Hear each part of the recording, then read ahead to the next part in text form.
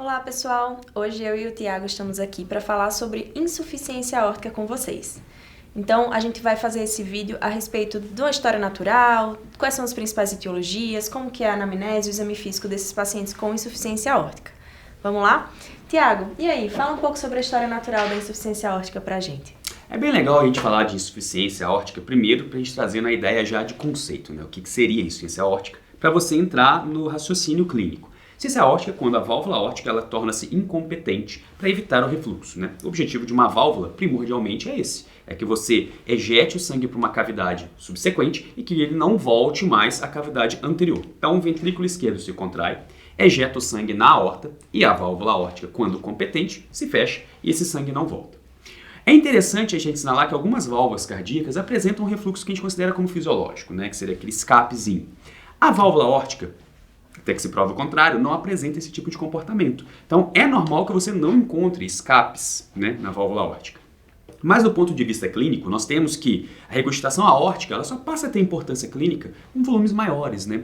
Então, a história natural da regurgitação aórtica passa muito por isso, sobre a intensidade dessa regurgitação. Quando você está diante de uma regurgitação que a gente considera como discreta, mínima, aquilo ali tem uma história natural muito parecida com o que a gente encontra na população normal. A partir do momento que você encontra pacientes com regurgitações em volumes maiores, e a gente vai falar bastante sobre isso aí também em outro vídeo, né? Como classificar a intensidade dessa regurgitação, você passa a ter repercussão, sim, clínica, né? Com impacto em sobrevida. E aí sim, vale a pena a gente falar de história natural. Uma vez que você desenvolve uma regurgitação pelo menos moderada, você começa a ter já alteração na curva de evolução de sobrevida, mostrando que isso pode evoluir. Aí temos algumas casuísticas que são conflitantes na literatura, que falam aí que ao redor de 25% de regurgitação moderada pode apresentar progressão nos 2 anos subsequentes. Já algumas são mais conservadoras, a depender da etiologia, que a gente vai abordar também, que acaba tendo impacto direto nessa história natural.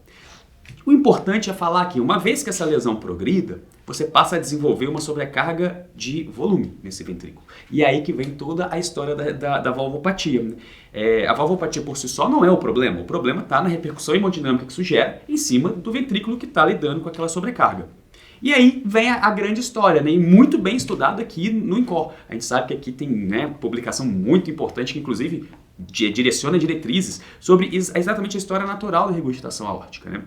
Que uma vez que você tem a dilatação cavitária, uma vez que você tem a hipertrofia excêntrica, você passa a lidar com um paciente com um prognóstico diferente. E aí sim valeria a pena pensar em intervenção, até mesmo fora de sintomas, né? Que a gente sabe que na valvopatia o sintoma é uma coisa crucial. Na insuficiência aórtica a gente tem também aspectos anatômicos bem interessantes, né? Sim, sim. A insuficiência aórtica, então, o que acontece? Esse sangue acaba voltando para dentro do ventrículo no momento da diástole, junto com o sangue que viria do átrio esquerdo em direção ao ventrículo esquerdo. Então, a gente tem uma sobrecarga principalmente de volume. Exato. Esse ventrículo, ele tende, como você falou, a fazer uma hipertrofia excêntrica, ele vai dilatando, e a gente sabe que embora em outras patologias o início da dilatação já seja um sinal de gravidade, esse ventrículo ele consegue tolerar algumas dilatações até significativas, né? Dilatações de 70, 75 milímetros até a gente realmente indicar a intervenção para esses pacientes. E aí a tendência é que com esse ventrículo mais dilatado, a gente vai ter lá na frente a disfunção ventricular secundária a isso. E os grandes achados cardíacos são secundários a essa dilatação. Exato. E aí vem uma série de situações, né? Observando a dilatação, até corroborando o que a doutora Hanna falou, é exatamente isso. Você observa dilatações que são pronunciadas, né? O antigo cor bovis talvez tenha sido surgido aí em pacientes com insuficiência aórtica de longa data. E hoje a nossa atenção não está nem tanto nessa dilatação, porque a gente sabe que isso aí hemodinamicamente é compensado, mas sim, talvez até no diâmetro sistólico, que representa mais a função contrátil, que é exatamente essa que foi falada, que no final da história acaba deteriorando. E essa sobrecarga, boa parte dela vai fazer a gente entender achados periféricos, achados de semiologia e até mesmo queixas do paciente, né, de sintomatologia. Mas antes disso, eu queria até puxar a ideia da gente falar sobre as etiologias, né? Da onde vem uma insuficiência aórtica, né? Que eu acho que é interessante imaginar. Quando você fala em valvopatia sempre, é muito importante que você me dê etiologia. Além de mudar meu raciocínio clínico, muda também conduta, né, Hanna? Então, o que você conhece, assim, no Brasil, do nosso mundo, assim, etiologia principal aí de... Já dando um spoiler, né, a ideia, qual que seria? A gente não pode esquecer da etiologia reumática, Exato. né? É interessante na reumática a gente pensar as mesmas coisas que a gente pensa para a mitral, né? Essa válvula ela vai ser um pouco mais espessada, principalmente na sua periferia, vai ter fusão comissural, então a gente tem que lembrar que a válvula aórtica ela tem 3 folhetos, né? 3 válvulas que compõem, e aí essas válvulas elas começam a se fundir na etiologia reumática. Geralmente o paciente já tem associação com alguma valvopatia mitral também, quando aparece essa valvopatia aórtica de etiologia reumática. E a gente tem que fazer todos aqueles cuidados que a gente tem no paciente reumático naturalmente, né? Da profilaxia com penicilina benzatina, tem que lembrar de tudo que acontece. E esses pacientes, é interessante, em estudos brasileiros mesmo, a gente perceber que eles até toleram dilatações um pouco maiores em relação às demais etiologias.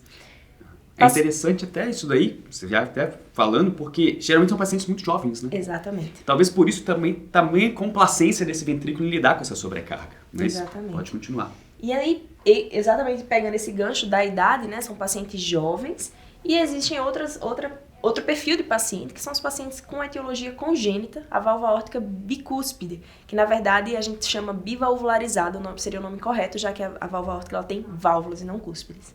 E aí, esse paciente, ele tem, no lugar de 3, como eu falei, ele tem 2 válvulas, e essa válvula, ela acaba tendo uma dificuldade de ser competente, ela acaba deixando voltar um pouco de sangue.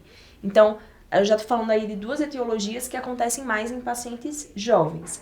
Mas pacientes idosos também podem apresentar valvopatia com insuficiência aórtica. Qual é a principal etiologia nos idosos? E aí a gente abre 2 leques interessantes, né? Primeiro que a doença cardiovascular mais prevalente no mundo tem um impacto direto nessa valvopatia. A hipertensão arterial sistêmica, de forma prolongada e descompensada, pode alargar os segmentos mais proximais da aorta e também alargar anel aórtico. Isso, por si só, levaria a uma etiologia funcional.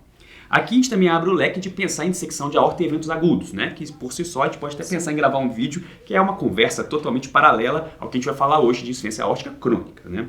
Então, aqui você abre o leque. A hipertensão arterial descompensada pode levar a essa dilatação de raiz. Geralmente você precisa de alguns anos para poder dilatar tanto assim essa raiz e ter componente funcional, né? Secundário, onde as cúspides se afastam e gera regurgitação.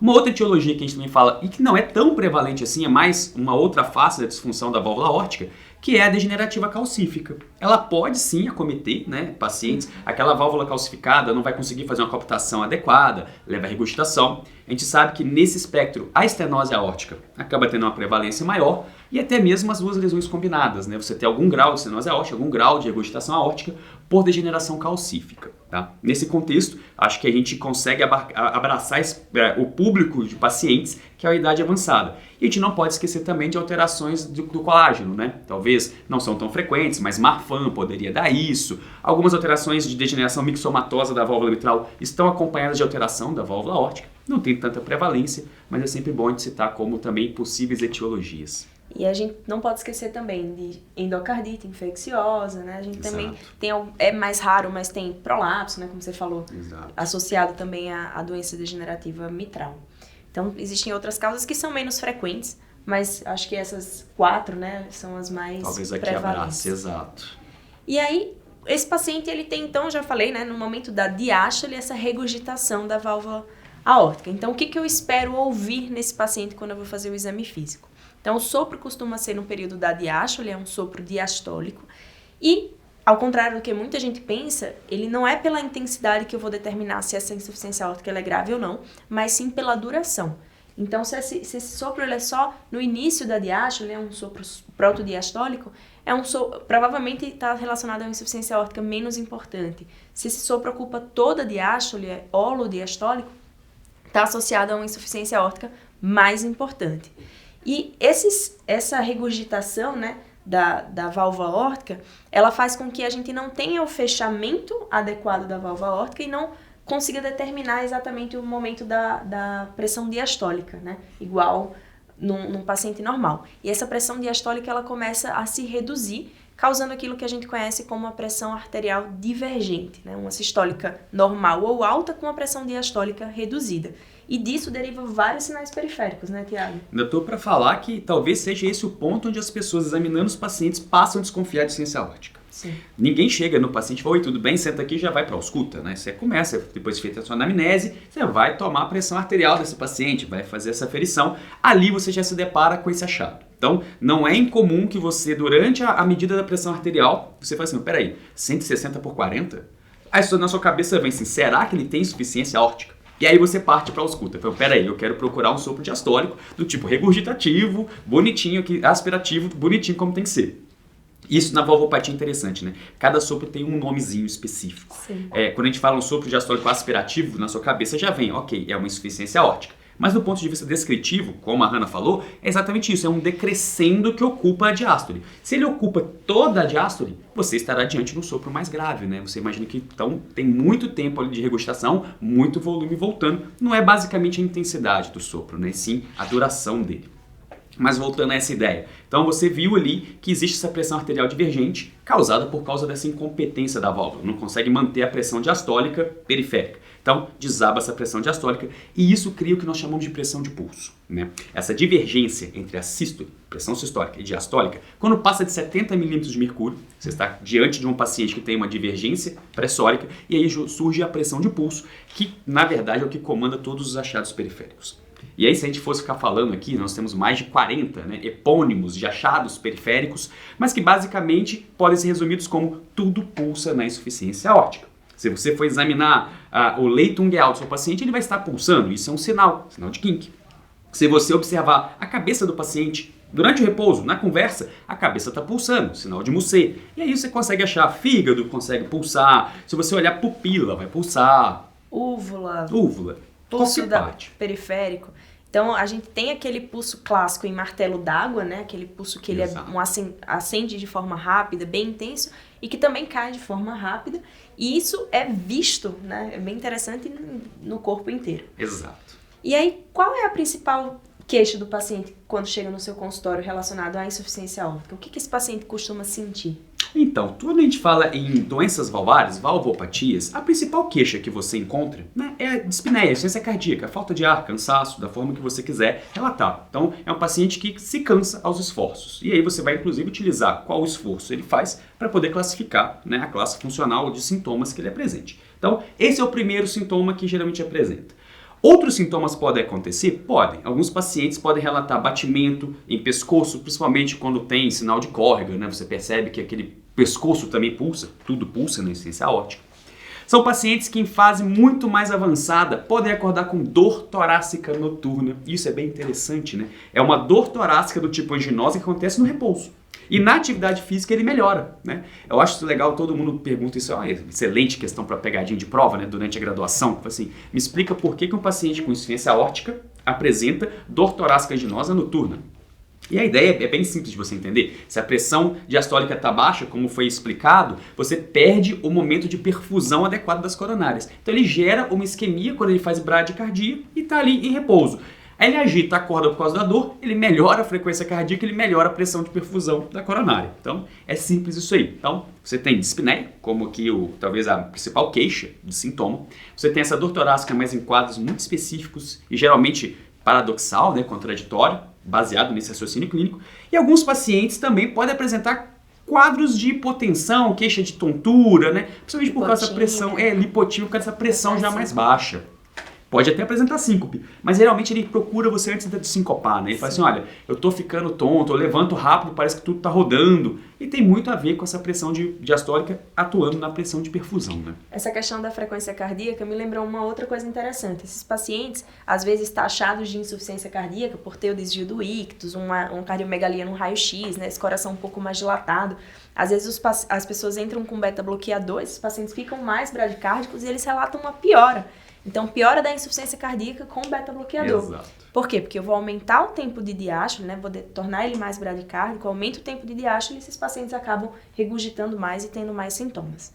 Mas em relação ao tratamento e intervenção, a gente vai falar num próximo vídeo. Então, acho que a gente gosta... Eu ainda quero abordar o assunto, antes de terminar. Porque a gente falou do exame físico desses pacientes. E aí eu queria levantar uma bola que todo mundo adora discutir. Sopro de Austin Flint. Ah, sim. O que você tem para falar para todo mundo sobre sopro de Austin Flint? É bem legal isso daí. Então, o que acontece? Quando o paciente tem a regurgitação aórtica, pela proximidade anatômica mesmo da válvula aórtica com a mitral, esse jato regurgitativo ele pode acabar restringindo a abertura da válvula mitral. Então, no momento da diástole, que é o mesmo momento que a válvula mitral deveria estar abrindo, ela tem uma dificuldade de abrir por esse jato regurgitativo aórtico e ela acaba tendo um soprinho como se fosse uma estenose mitral mesmo, né? Estenose mitral funcional, né? Exatamente. Hemodinâmica. Secundária à insuficiência aórtica. Então, o paciente tem um sopro diastólico de insuficiência aórtica e, ao mesmo tempo, um ruflar mitral, que é caracterizado como sopro de Austin-Flint. E o legal é isso, né? Que você tá lá fazendo o seu exame físico e aí as pessoas às vezes ficam ansiosas, encontrou um sopro diastólico no foco aórtico e esquece de examinar o resto, né? Não, já fiz meu diagnóstico e você não passa pelos demais focos. E se você for no foco mitral, por exemplo, e se deparar com um discreto ruflar diastólico ali naquela topografia, você acabou de matar o diagnóstico, né? Sim. Provavelmente é o sopro de Austin-Flint, que todo mundo tem muito interesse, é um nome que, né? Você coloca isso em qualquer lugar, todo mundo quer saber o que é Austin-Flint. A gente ainda vai discutir também sobre os achados de imagem que falam a favor do Austin-Flint, mas é isso que a Hannah falou, né? O jato de regurgitação bate exatamente no folheto anterior da válvula mitral. Se você lembrar da anatomia do coração, válvula aórtica e válvula mitral estão encostadas um no outro através do anel, né? Que justifica também outro epônimo lá em Gallia-Verdun, estenose aórtica. Mas pra você ver que conhecer a anatomia é fundamental, né? na cardiologia. Então, eu acho que vale a pena sempre você examinar o paciente como um todo. Beleza, desconfiou de insuficiência aórtica? Passa por isso tudo. Pesquisa esses achados periféricos de pulsação, faz uma ausculta bem feita, né? Tipo, passa por todos os focos. Vai que você encontra um Austin-Flint aí, isso já te ajuda a falar de gravidade, de questões anatômicas. Isso acaba fazendo a diferença para o paciente, né? Sim, sempre a gente focando aqui na importância de fazer um adequado exame físico, né? Focar na semiologia, para a gente poder dar o diagnóstico anatômico de forma mais precisa, antes de solicitar exames complementares, até para você falar a sua hipótese diagnóstica no pedido e o exame ser feito de forma mais adequada. Isso é legal, que quando você escreve uma hipótese diagnóstica adequada, a chance do exame vir de fato adequado, né, um resultado que você precise ter, é muito maior, né? Sim, então, sim. Você só vai poder colocar a hipótese diagnóstica se você fez uma anamnese e um exame físico bem feito. Então, muita gente negligencia isso daí, né? Fala, não, já vai pro eco, vai fazer o quê? Mas você pode ter induzido o ecocardiografista a um erro se você não chama atenção para a história adequada, né? Então, isso aí é decisivo. Na diretriz isso está muito claro. Você só vai partir para pensar em exame complementar se você fez uma anamnese e um exame físico bem feito. Sim, senão, você só vai aumentar o risco de iatrogenias, né? Com certeza. Legal. A gente vai fazer um outro vídeo também para a gente falar, né, de alguns achados de classificação, gravidade da doença e pensando também em intervenção e tratamento, né? Aguardem o próximo vídeo. Um grande abraço.